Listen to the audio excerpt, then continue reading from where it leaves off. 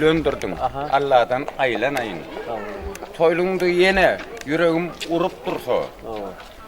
O sözler söylep saylanayın. Doğru mu? Hanınız han olsun, devletiniz kan olsun. Çuval un molup tatsak nan olsun. Ağıllarınız bir olsun, yigitleriniz şiir olsun. Gelininiz peri olsun. Gökten dileniz madam yerde kovuşsun, aydanım hatır olup ağzından Allah'a istedim.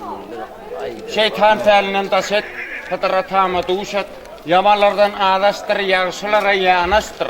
Yine de oğlun, qornun tutca oğlun olsun, tarpan tutca qıynın olsun. Aynı billerden abi olmaz. Onda sol ağılatı ver, çöl məngləmə çağa olmasa, toya məngləmə çağa olmasa. Ağılın artırmalı, mama olmasa. Ağıllar artık. Sallan çağırılmalı, mama olmasa ağılın artırmalı, baba olmasa. Sağ ol.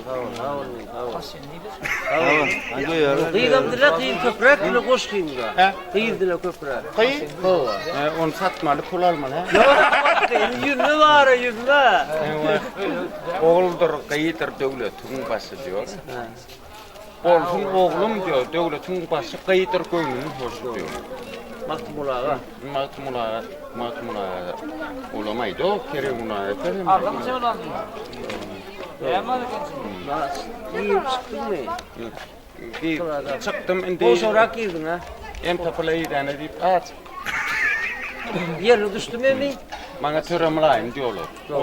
Men aydın, ey sen töremlayım. Menem aydın, sen mehnen ilayın diyor.